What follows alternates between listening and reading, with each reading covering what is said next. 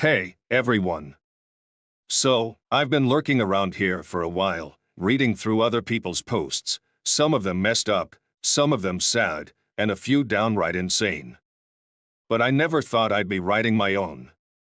Maybe it's because I'm not really the type to air my dirty laundry like this, but sometimes, when life throws you a curveball you didn't see coming, you just need a place to let it all out.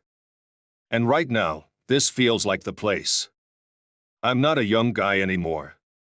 I'm 56, to be exact. I've lived through my share of drama, seen a lot of life, and handled a lot of shit.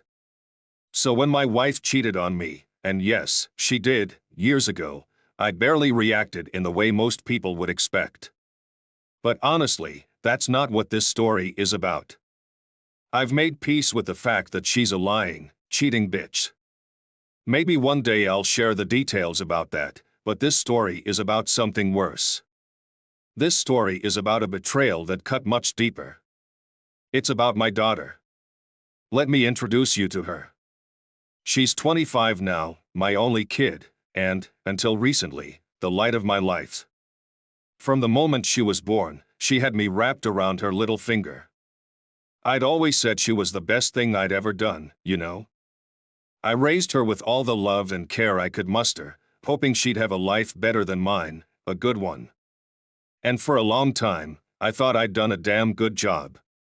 She's beautiful, smart, and independent, everything a father could hope for in a daughter. And a couple of years ago, she married this guy, Mark. Mark's a solid dude. He's 2 years older than her, but age aside, he's everything you'd want in a son-in-law. Hell, everything I'd ever wanted in a son, period. I never had a boy of my own, but if I could have picked one, it would have been him. He's got a good job, he's respectful, polite, the kind of guy who shakes your hand and looks you right in the eye. Doesn't bullshit around. He works his ass off, treats my daughter well, or at least, I thought he did, and I couldn't have been happier when they tied the knot. They seemed like the perfect couple.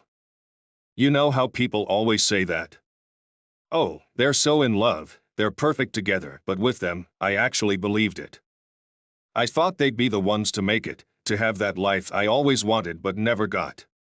They had everything going for them, and I was proud. Proud of her, proud of him, and proud of what they had. But as I'm sure you've already guessed, things weren't as perfect as they seemed. This whole thing went down a few months ago, and I still can't wrap my head around it.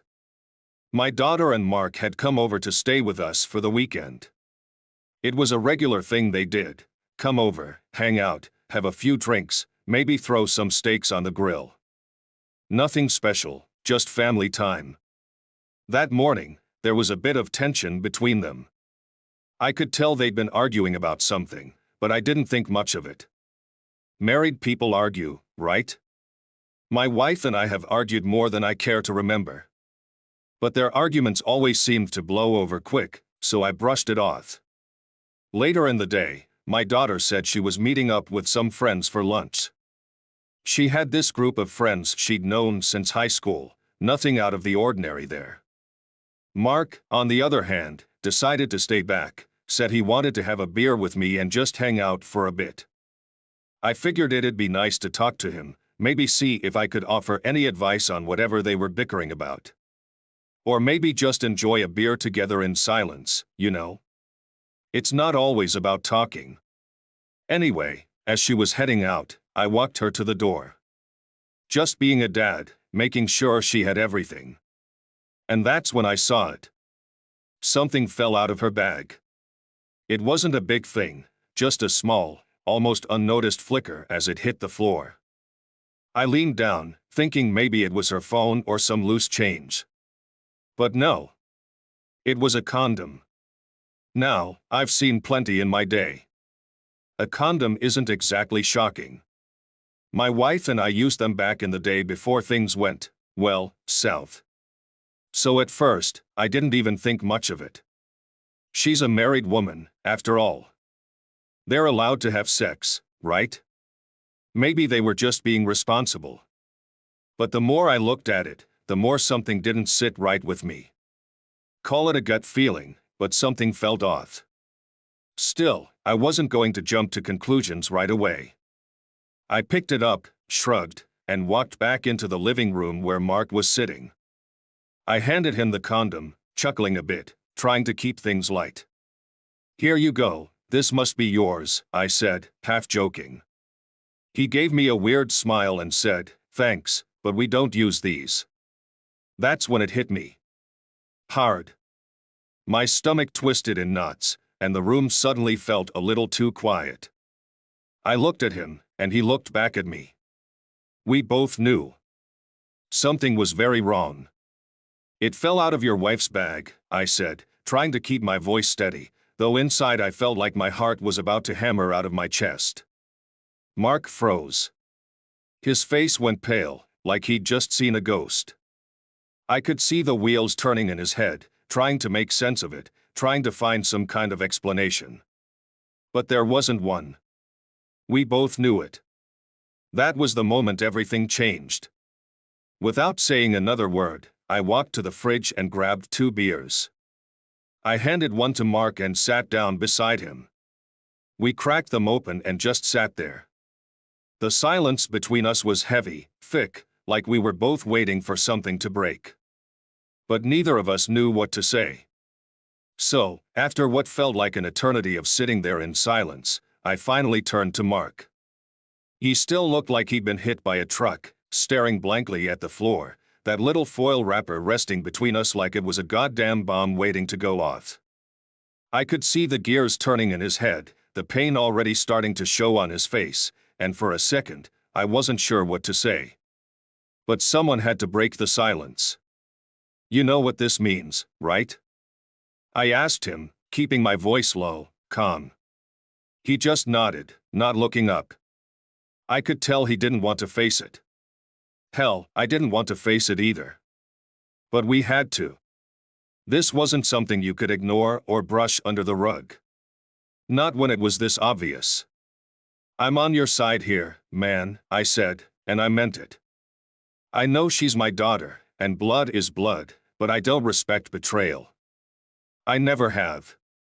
And you've been nothing but good to her. I leaned back, letting that sink in for both of us. We've got to figure out what's going on. There's no need to jump to conclusions yet, not until we know the full story. But this isn't good. Mark finally looked up at me, and I could see how lost he was. His eyes were glassy, his hands shaking a little as he gripped the beer bottle. I'd never seen him like that before. He was usually so steady, so sure of himself. But now? He looked like a man who'd just had the ground ripped out from under him. "I don't know what to think," he said, his voice barely above a whisper. She would never do something like this. We've always been solid, you know. I don't get it." "I know," I replied, trying to offer him some kind of reassurance. "But people change. Sometimes they do things that don't make sense, even to the ones who know them best. We just need to figure out where that condom came from, and what the hell is going on." Mark nodded again, but I could tell he was struggling. His mind was racing, and I knew how much it was hurting him. I'd been through my own version of this hell before, years ago with my wife, and seeing him like this, it hit me harder than I expected. I didn't want him to go through the same thing. I wouldn't wish that kind of betrayal on anyone, especially not a guy like Mark. "We don't need to blow up just yet," I said, trying to keep things steady. "Let's not go in guns blazing, all right? Maybe it's not what it looks like. Maybe there's an explanation. But we've got to talk to her, figure out where the truth is." He took a long pull from his beer, staring straight ahead. "Yeah," he said after a moment, his voice hollow. "Yeah, we'll talk to her." I reached over and patted him on the shoulder. "We'll figure this out. I've got your back, all right? We'll handle this like men. No drama, no bullshit." But even as I said it, I had this sinking feeling in my gut that whatever was coming, it wasn't going to be pretty. Because once you start pulling at a thread like this, the whole damn thing unravels. And Mark? Mark was already hanging by a thread. We sat there in silence for a while longer, neither of us sure what to do next. But I knew one thing for sure: we had to find out the truth, no matter how ugly it was. And I had a feeling it was going to get real ugly, real fast. After sitting in that thick, uncomfortable silence for a while, I couldn't take it anymore. The questions were gnawing at me, and I could see Mark was spiraling further down. So I figured we needed to get some answers before the both of us lost it. "Why don't we try calling her?" I suggested. "Maybe she can clear this up." Could be nothing, right? Even as I said it, I didn't believe it. The way things were lining up, it was clear something was off. But I had to give her the benefit of the doubt, at least for Mark's sake. Mark grabbed his phone, his hand still shaking as he tapped out her number. He put the phone on speaker so I could hear, and we sat there, waiting for her to pick up. But nothing. Just rang and rang until it went to voicemail. He tried again. Same thing. My gut tightened, and I saw that same fear creeping into Mark's eyes. "Maybe she's just busy," Mark said, his voice a little shaky, but I could tell he didn't believe it either. I clenched my jaw, trying to keep my own anger in check. "Do you have any of her friends' numbers? The ones she's supposed to be with?" Mark nodded, fumbling through his phone, and found the number of one of her close friends. He put the call on speaker again, and this time, after a few rings, the friend picked up. "Hey, it's Mark," he said, trying to keep his voice steady. "Is Sarah with you right now?" There was a pause on the other end before the friend replied, No. I'm at home. I haven't seen Sarah today." "Why?" Mark's face drained of color, and I could see his lip quiver as he fought to hold back tears. He looked at me, his expression a mix of confusion and raw pain, and I felt my own blood start to boil. This wasn't just some misunderstanding anymore, this was something worse. "Did she mention meeting up with you or any of the girls?" Mark asked, his voice breaking a little. "No," the friend replied, clearly confused. "I didn't hear about any plans." Mark mumbled something about it being a mix-up and quickly ended the call. The second he hung up, the room felt like it was about to explode. He looked at me, his eyes red-rimmed, and I could see he was on the verge of losing it. "She lied," he whispered, like he was struggling to believe the words coming out of his own mouth. "She lied to me." I could see the tears building in his eyes, and I felt this surge of rage bubbling up inside me. My daughter, my own flesh and blood, lying to her husband. A man who had done nothing but treat her like gold. I wanted to explode, to punch something, to scream. But I couldn't. Not yet. I took a deep breath, trying to keep my temper in check.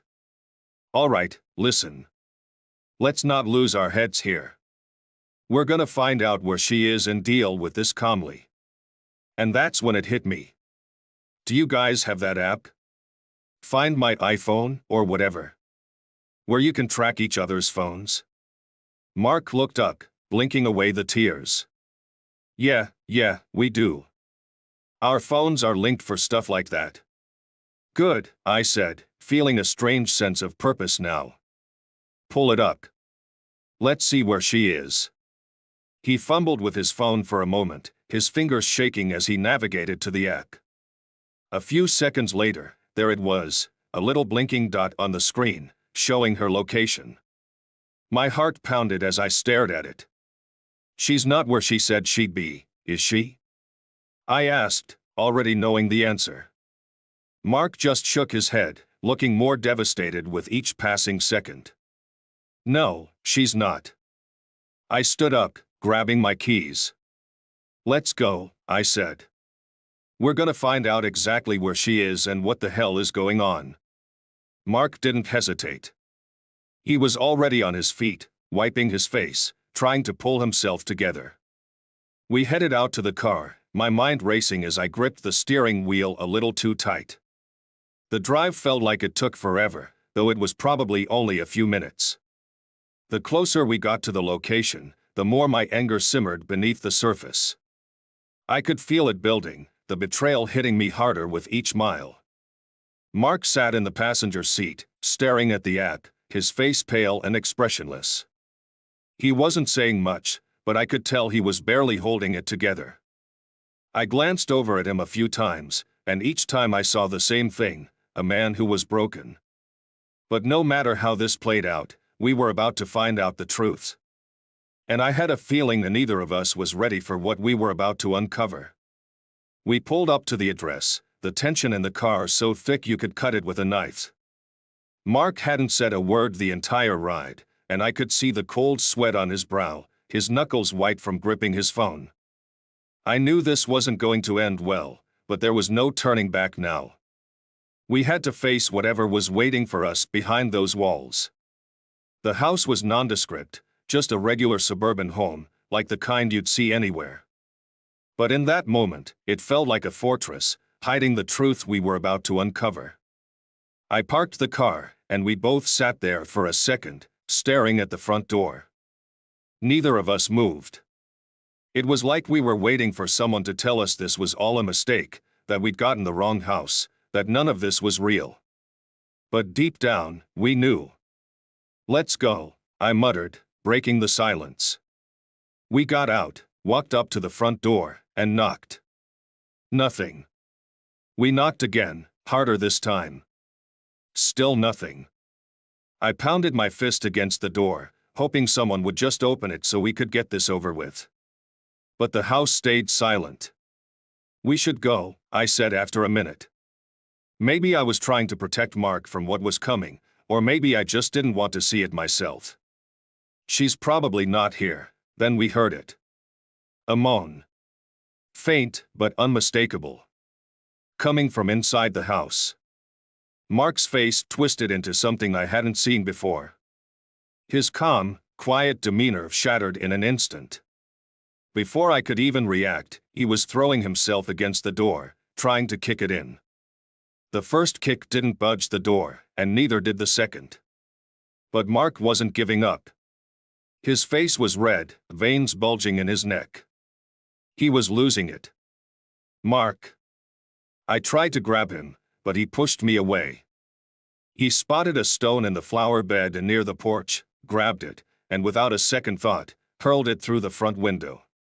The sound of shattering glass echoed through the quiet neighborhood, but neither of us cared. We were beyond that now. We climbed through the broken window, Mark nearly cutting himself on the glass in his frenzy. The second we were inside, I knew we were too late. The moaning had stopped, but I could hear shuffling upstairs. They'd heard us. They knew we were here. Mark stormed up the stairs two at a time, and I followed him, my heart pounding in my chest. When we reached the bedroom door, it was open just a crack.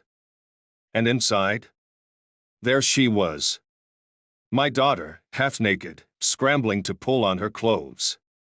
And next to her, some asshole I'd never seen in my life, his pants around his ankles, fumbling to get dressed.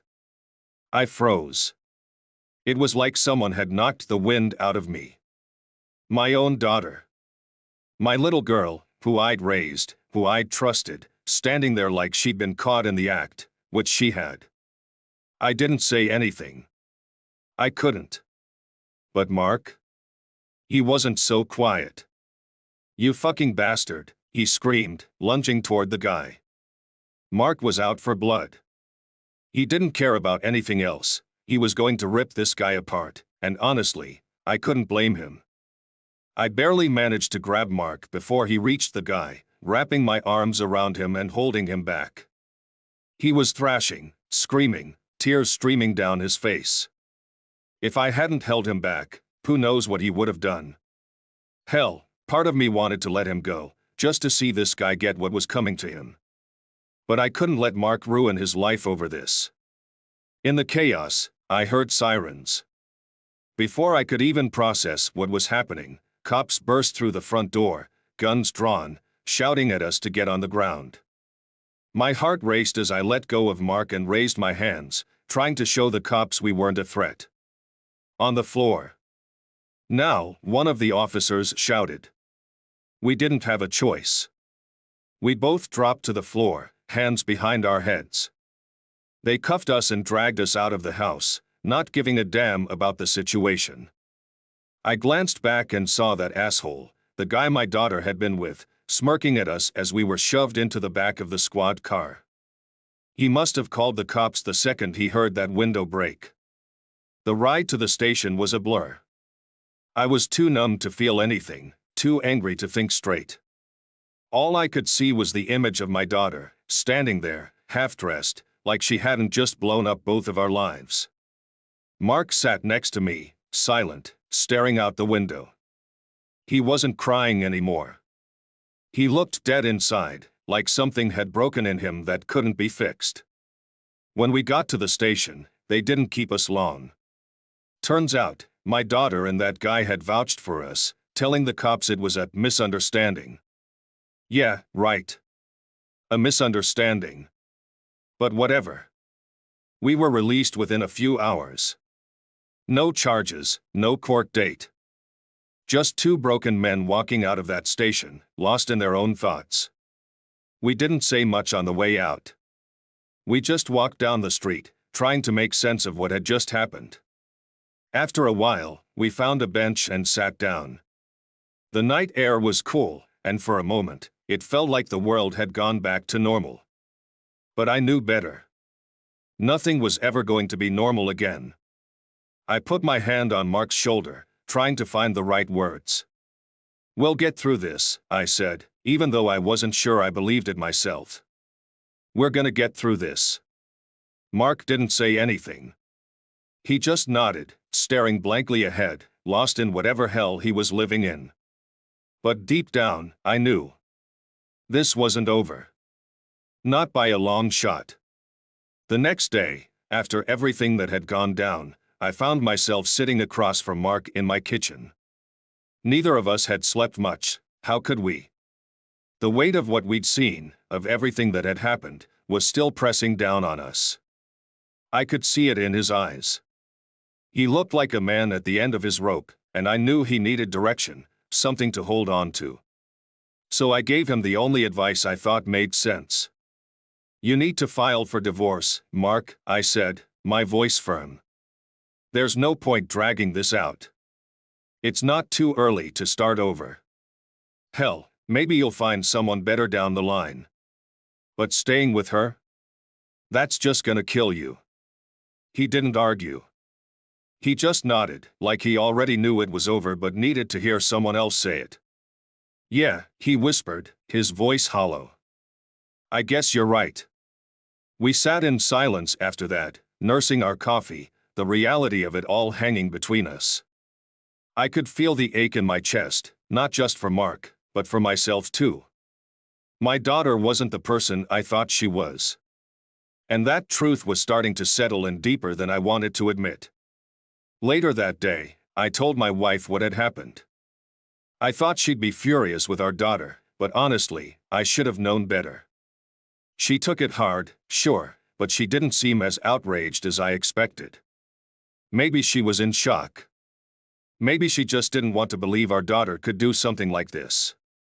Either way, it led to days of fighting. Huge, ugly fights between the three of us. Our daughter came home the next day, trying to explain herself, but there was nothing to explain.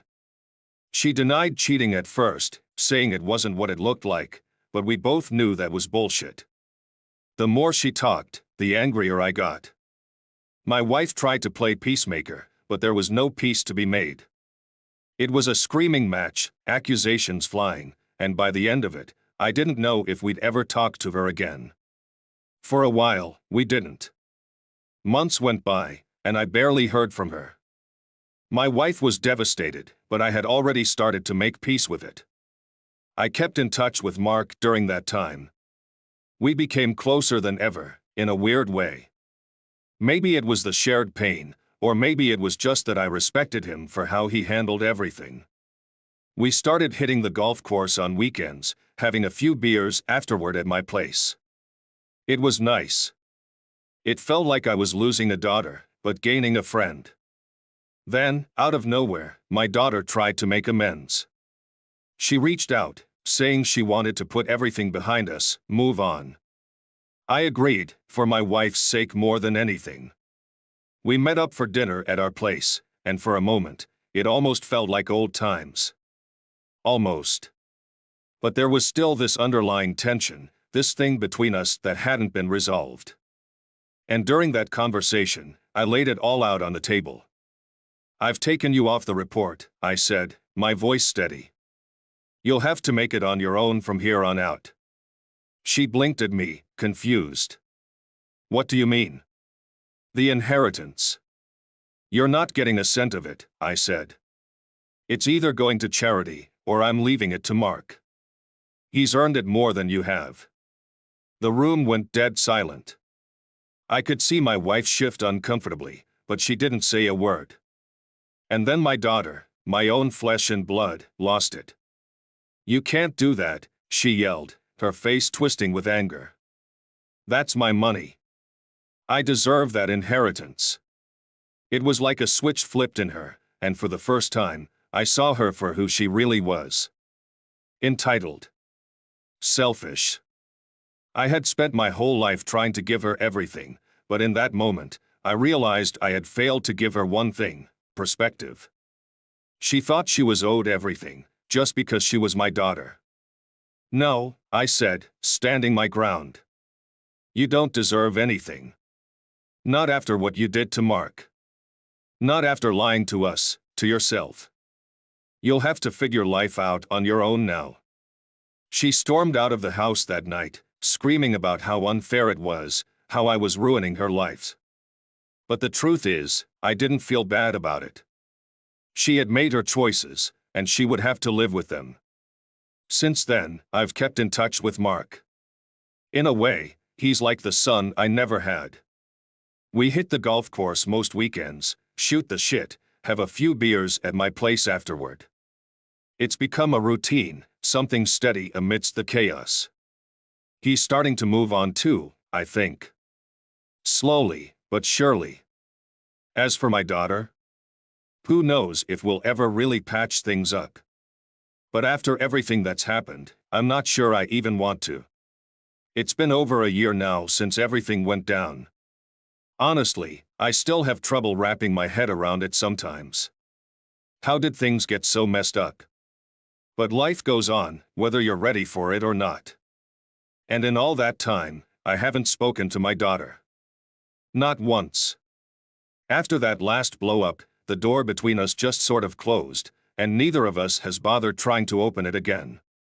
My wife, though, she's different. I think she can't help herself. She started talking to our daughter again, a little bit at first. It was just a few text messages here and there, something innocent, like, "How are you?" or "Hope you're doing okay." Then it turned into phone calls. Not frequent, but enough to notice. She tries to keep it quiet, like she doesn't want me to know. But I know.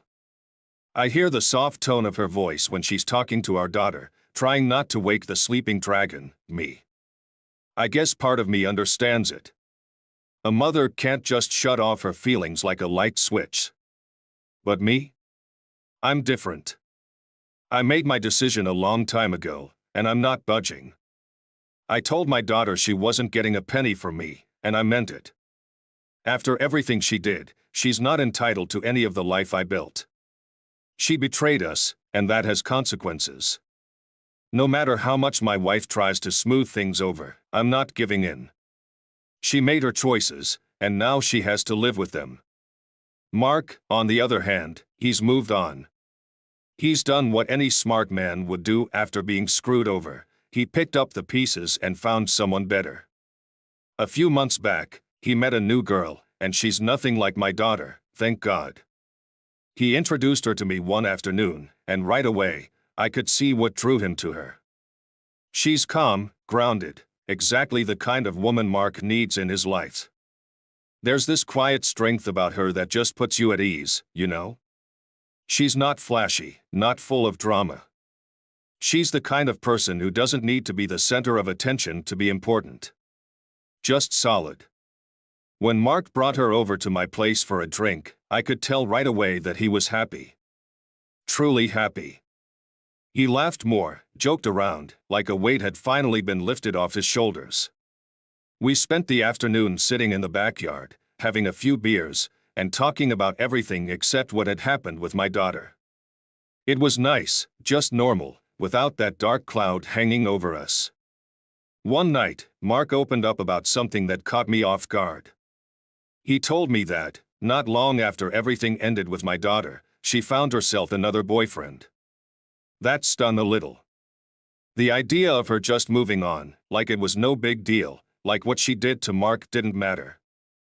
But it wasn't surprising, I guess. I knew my daughter better than anyone, and if I was honest with myself, I had seen the selfishness in her long before any of this happened. It just took something like this to make it crystal clear. But here's the kicker, Mark told me that this new guy, the one my daughter was seeing, didn't last long either. They dated for a few months, and then it fizzled out. It wasn't hard to guess why. Relationships that start in the wreckage of someone else's pain rarely last. What really surprised me was when Mark told me that he actually knew the guy. Turns out, it's a small world. He ran into the guy by chance one day and decided to invite him out for coffee. I guess Mark wanted to see what kind of man my daughter had moved on to, maybe size him up a bit. And here's where things took an unexpected turn. Mark didn't just have a casual chat with the guy. No, he laid everything out on the table. He told him the whole story, about how my daughter cheated, how she lied to him, how it tore their marriage apart. He didn't sugarcoat anything. Mark wanted this guy to know exactly what he was getting into. He even told him what kind of person my daughter was beneath the surface, the side of her that people don't usually see until it's too late. A few days after that conversation, the guy dumped her. Just like that. My daughter never knew what hit her. When Mark told me this, I didn't know what to feel. Part of me wanted to be relieved, like some kind of justice had been served. But another part of me, the part that still saw her as my little girl, felt a pang of guilt. I couldn't help it. As much as she had hurt me, she was still my daughter. And even though I was furious with her, I didn't want to see her get hurt like that. I shook my head and looked at Mark. "You shouldn't have done that, man," I said. "I didn't want her to get hurt, not like this. She's still my daughter, after all." Mark shrugged, a little unapologetic. He deserved to know what he was getting into. I wasn't going to let him walk into the same hell I went through. And maybe he had a point. Maybe the guy deserved to know the truth. But still, it didn't sit right with me. It wasn't about him, it was about my daughter. For all her flaws, for all the shit she pulled, I didn't want her to end up alone and hurt. I sighed and leaned back in my chair, the weight of it all pressing down on me. "Maybe she grew up to be a bad person," I said quietly, my voice filled with more regret than I expected. "Maybe that's my fault too." Mark didn't say anything. He just nodded, as if he understood. Maybe he did. Maybe we both did. Because at the end of the day, when you strip everything else away, it's easy to forget that people don't just turn bad overnight. They grow into it, sometimes slowly, sometimes because we didn't see the warning signs in time. And maybe, just maybe, that's on me as much as it is on her. So now, more than a year later, my life is quieter. Mark and I still hit the golf course on the weekends, still knock back a few beers afterward at my place. It's become our routine, a way to fill the empty spaces left behind by everything that's happened. He's got a good thing going with his new girl, and I'm genuinely happy for him. He deserves it. He's been through enough. As for my daughter, who knows? Maybe one day she'll find her way back to us, but I'm not holding my breath. Right now, she feels more like a memory than a person, a memory I'm not sure I want to revisit anytime soon. And maybe that's for the best.